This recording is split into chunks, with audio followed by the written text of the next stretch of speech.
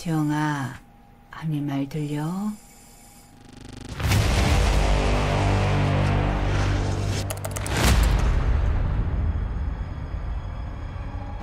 Film yang diadopsi dari sebuah kisah nyata yang terjadi di Korea Selatan di tahun 2011. Sebuah kisah yang menghebohkan Korea Selatan yang membuat setiap lembaga pemerintahnya saling menyalahkan sesama lembaga di Korea.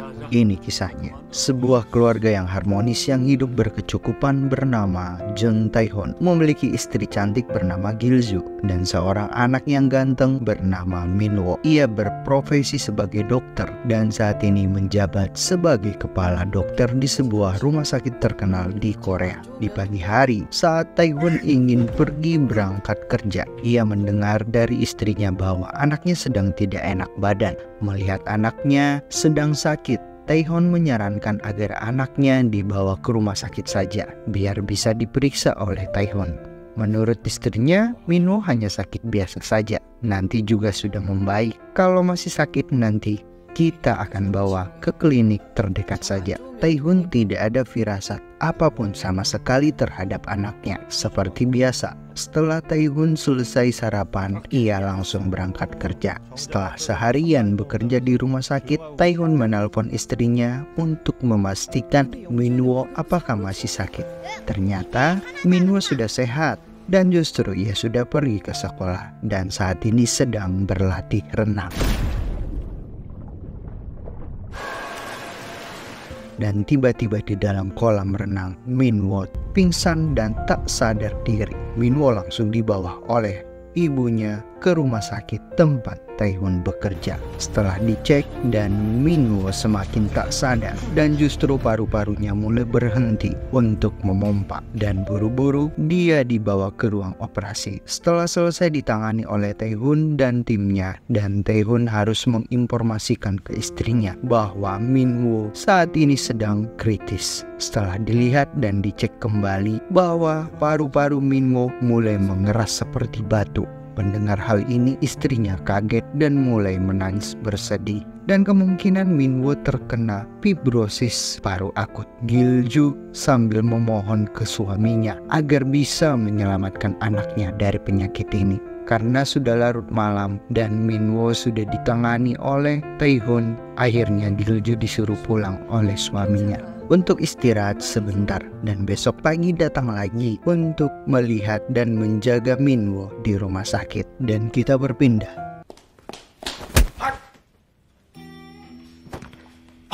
Dan perkenalkan, Han Yong-ju, salah satu staf di kantor Kejaksaan Agung Kim. Ia merupakan salah satu staf yang selalu membuat ulah di kantor Jaksa Kim. Dan Han Yong-ju ini juga merupakan adik ipar dari Tae-hoon, yang secara otomatis adik istri dari Gil-ju. Karena Han lagi libur kerja, ia pergi ke rumah kakaknya Gil-ju dan ingin menjenguk keponakannya Min-woo. Saat ia membunyikan bel, tidak ada satupun orang di rumahnya yang menyaut, dan Han mencoba masuk ke rumah untuk mencari kakaknya Gil-ju. Dan saat masuk ke kamar Min-woo, ia sudah melihat Gil-ju kaku dan tak sadarkan diri. Gil-ju langsung ia bawa ke rumah sakit untuk mendapatkan pertolongan, dan ternyata Gil-ju sudah tidak tertolong lagi.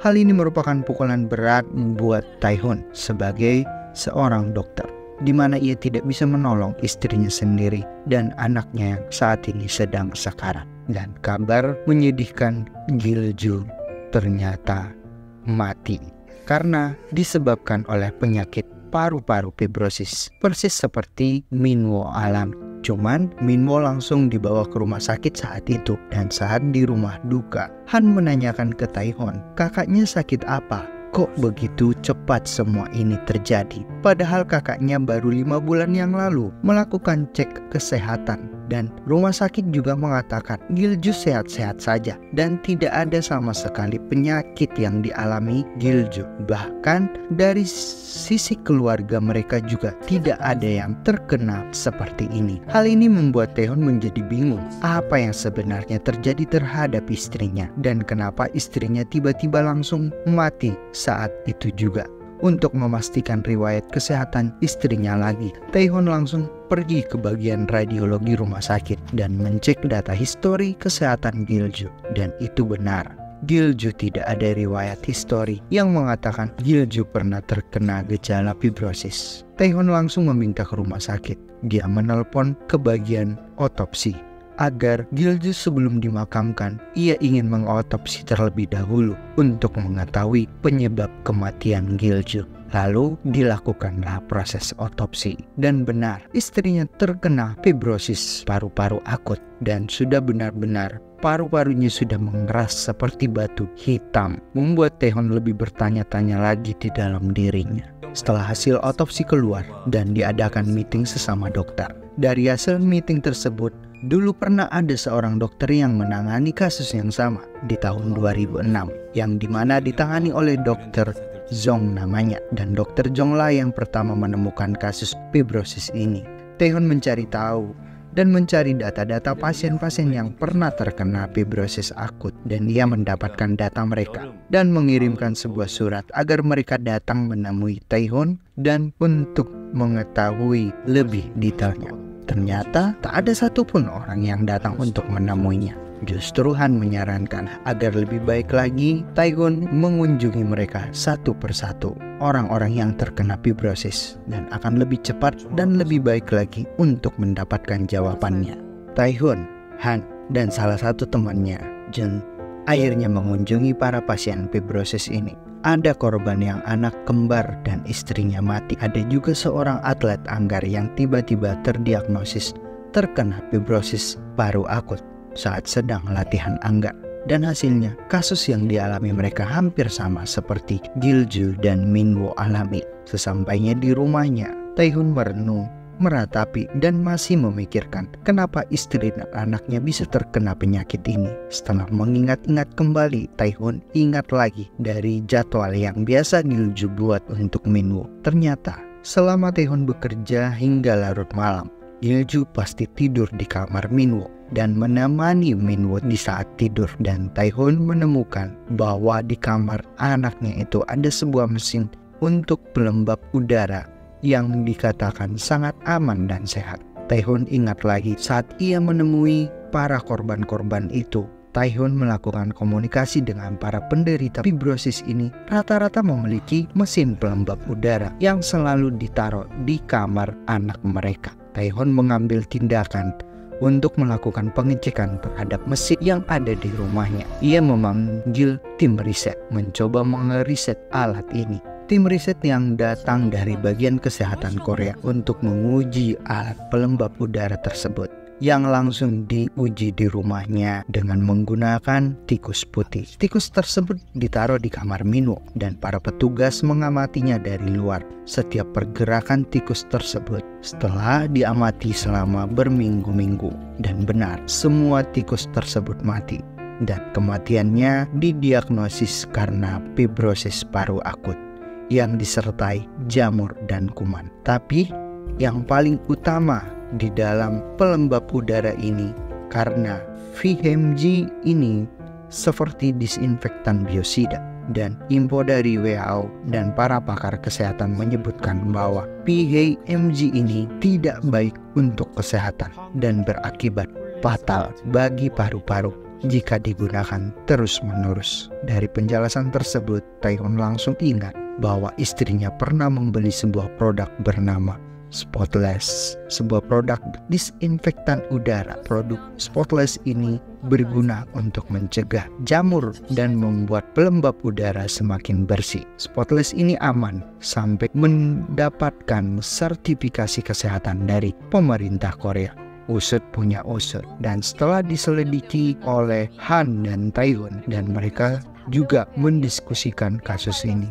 Singkat cerita, bahwa produk pelembab udara yang beredar di masyarakat menggunakan PHMG adalah dari perusahaan O2. Karena hasil riset dan penelitian yang dilakukan oleh Taehoon, akhirnya produk Spotless yang diproduksi oleh O2 ini menguak ke publik, hingga membuat para pasien kaget bahwa ternyata yang mereka gunakan dan mereka beli setiap hari ini sangat tidak bagus dan mengandung bahan yang bisa mengakibatkan orang terkena fibrosis paru akut. perusahaan O2 meradak dan mengadakan rapat internal dadakan untuk mengatasi masalah ini. Dan ini bernama CEO Won-sik, salah satu kepala bagian di O2. Orang penting juga, ia juga dipanggil oleh CEO O2 bernama Cho.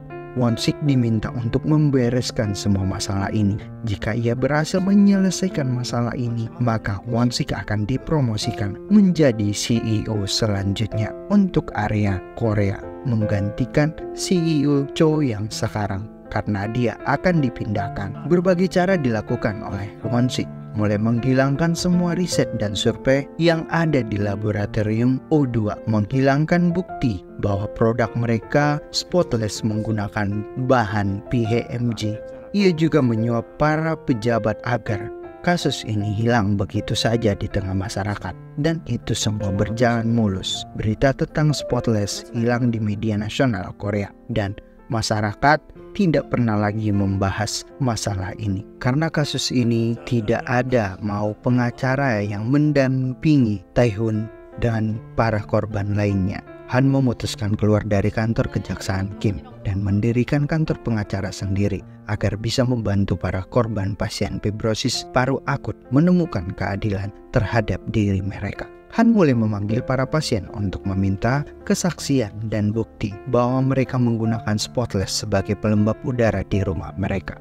Para pasien semakin hari semakin bertambah. Mereka mulai meminta ke Han untuk berjuang melawan perusahaan besar seperti O2 yang sudah menyebabkan mereka seperti ini. Data, bukti, dan pengakuan korban sudah mulai dikumpulkan, dan setelah berbulan-bulan mereka berjuang untuk mendapatkan keadilan, tetapi tetap saja mereka tidak didengarkan oleh pemerintah Korea. Di media cetak atau online pun kasus ini tidak pernah muncul, tetapi Han dan korban-korban lain masih terus berusaha dan berjuang agar suara mereka didengar. Dan Humidifier disinfectant victims lawsuit.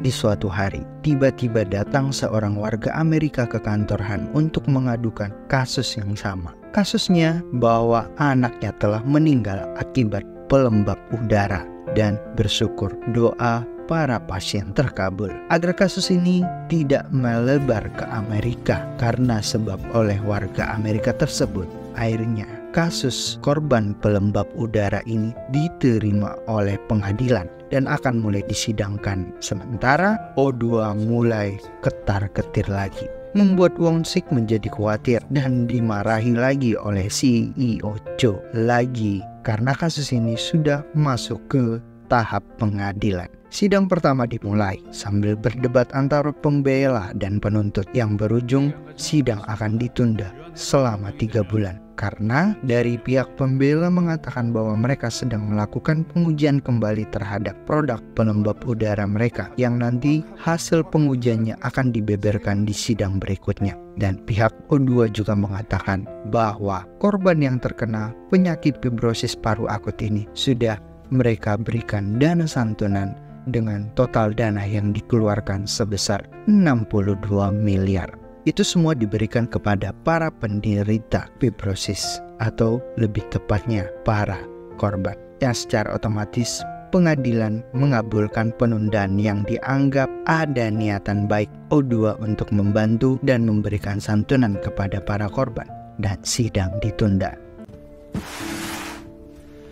다른 피해자들 명단 넘겨주시면. Usut punya usut diketahui, ternyata salah satu korban yang menyerahkan semua data korban ke pihak O2, ia diberikan imbalan dana sebesar 1,25 miliar. Dan akhirnya benar, sidang ditunda dan akan menunggu 3 bulan lagi.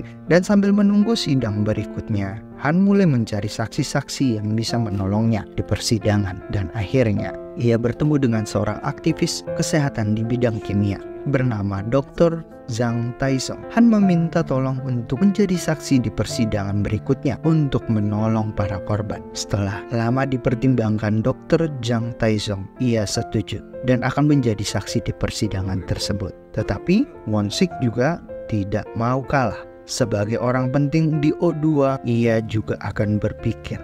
Ia melakukan segala cara, salah satunya menekan orang lab untuk menandatangani bahwa produk spotless ini aman dan tidak berbahaya. Dan di malam harinya, Won-sik tiba-tiba menjenguk Min-woo dan bertemu dengan Jun-tae juga. Won-sik menyogok Tae-hun. Dengan iming-iming mereka akan membantu Min-woo dengan membayar seluruh biaya rumah sakit Min-woo, dan dia akan diberikan proses transplantasi paru-paru. Dan Won-sik memberikan sebuah dokumen perjanjian ke Tae-hun agar mau menerimanya. Meskipun Tae-hun terpuruk dengan kondisinya sekarang ini, istri meninggal, anak sekarat, ia tidak mau mengorbankan banyak pasien demi anaknya, dan Tae-hun tidak mau menyetujui pemberian Won-sik dan merobek dokumen dari Won-sik. Sidang kedua dimulai dan saksi dari penuntut menghadirkan Dr. Jang Tae-sung sebagai saksi ahli yang mengatakan bahwa benar bahwa PMG ini memang berbahaya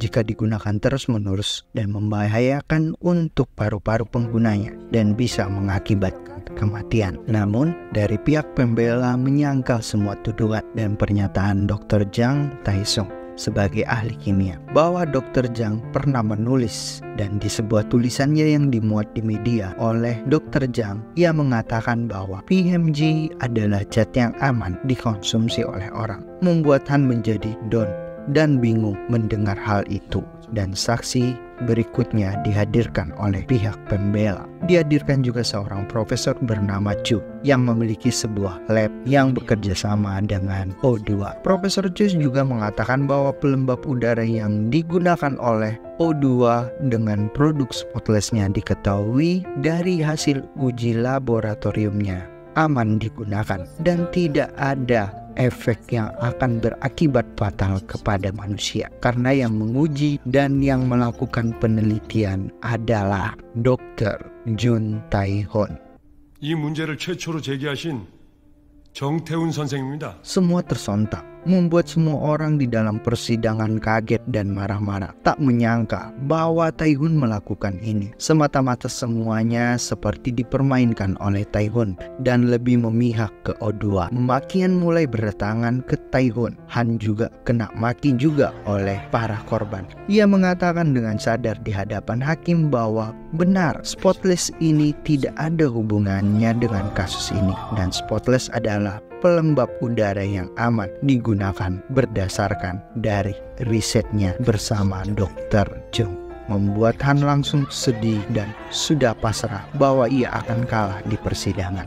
Dan dari pihak hakim akan mengeluarkan hasil pengadilan atas kasus ini yang akan dikeluarkan di minggu berikutnya, dan sidang ditunda. Nama O2 mulai merasa bersih dan melakukan konferensi pers untuk memulihkan nama mereka di mata masyarakat, mengatakan benar spotless ini aman karena sudah terbukti dari pihak terkait spotless aman digunakan oleh banyak orang, dan malamnya mereka juga melakukan pesta kecil-kecilan atas keberhasilan mereka di sidang tersebut. Yang ternyata di dalam pesta tersebut ada juga yang hadir dari para pejabat, pengacara, dan Dr. Jang Tae-sung yang sebagai saksi Han. Ternyata semuanya sudah disogok oleh O2, dan sebenarnya di pengadilan tersebut semua dari awal sudah disetting oleh pengacara O2, dan CEO Cho sangat berterima kasih kepada Won-sik, dan next ia akan dinaikkan menjadi CEO baru O2 untuk wilayah Korea.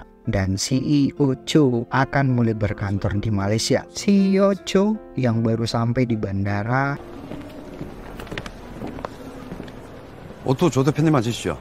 sudah langsung dicegat oleh kepolisian dan dilarang untuk keluar dari Korea Selatan. Won-sik sebagai CEO baru belum segenap sehari menjadi CEO, ia sudah mendapatkan kabar bahwa CEO Cho telah dicegat berpergian dari Korea. Dan saat ini dia berada di kantor kepolisian untuk menyelesaikan kasus terkait produk spotless. 그 결과를 은폐하려 한 정황이 담겨 있는데요. 이에 따라 정부는 Dan esoknya beredar di berita bahwa lab dari Profesor Chu memalsukan data yang menyatakan bahwa produk Spotless tidak berbahaya, dan Taehoon yang juga menyebarkan video yang menunjukkan tikus-tikus yang diuji di lab Profesor Chu menggunakan pelembab udara dengan produk Spotless. Tiba-tiba semuanya mati karena fibrosis paru akut. Won-sik menangis histeris. Ia menangis bukan karena gagal jadi CEO, tetapi ia menangis karena anaknya Minji sebenarnya salah satu korban pelembab udara ini. Minji adalah anak gadis pertama Won-sik. Jadi saat ia masih menjadi staf biasa di O2, sama seperti Taehoon ke Minwo, Won-sik menaruh pelembab udara dengan diisi produk Spotless di kamar Minji, dan tak lama kemudian ia mendapatkan kabar bahwa anaknya Minji telah meninggal dan istrinya masuk rumah sakit. Karena Won-sik yang minim dengan ilmu kesehatan, ia biasa-biasa saja, merasa ini hanyalah sebuah takdir saja, dan ia mulai bekerja seperti biasa. Justru ia mendapatkan berkah. Ia mendapatkan tawaran kembali untuk memegang area Australia untuk memasarkan Spotless lebih besar lagi di negara kanguru. Tetapi di Australia produk ini justru ditolak oleh Departemen Kesehatan Australia karena orang Australia mengetahui bahwa produk ini bisa membunuh orang secara perlahan. Dan masih ingat Taehoon yang merobek dokumen yang diberikan oleh Won-sik? Ternyata ini adalah sebuah surat yang mengatakan ingin balas dendam karena anaknya juga menjadi korban dari pelembab udara ini. Dan setelah Taehoon mengetahui bahwa Won-sik adalah korban juga, Won-sik bertemu dan mulai bekerja sama untuk menjatuhkan O2 dengan cara ia memanfaatkan laboratorium Profesor Chu untuk menguji ulang produk Spotless dengan menggunakan tikus-tikus percobaan. Sebagai bukti, semua aktivitas proses uji coba Spotless tersebut didokumentasikan oleh Won-sik yang akan bertujuan kasus ini tidak lari dari kasus perdata, melainkan menjadi kasus pidana karena kejahatan pembunuhan secara massal. Setelah dijadikan menjadi video dan diberikan ke Taehoon, dan ternyata Taehoon yang menyebarkannya ke media di Korea, dan semua orang yang berhubungan dengan O2 ditangkap dan diadili, termasuk Won-sik sebagai bentuk penebusan dosanya terhadap anaknya Minji yang sudah mati.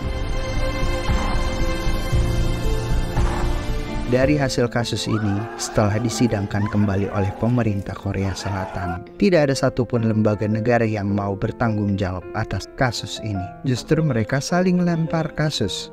Dan akhirnya kasus ini tidak memiliki ujung sama sekali. Justru hilang begitu saja dan film habis. Terima kasih sudah menonton cerita NSTV, dan film apa lagi yang akan kita bahas? Please komen ya. Dan jangan lupa komen dan subscribe. Like juga. Bye-bye.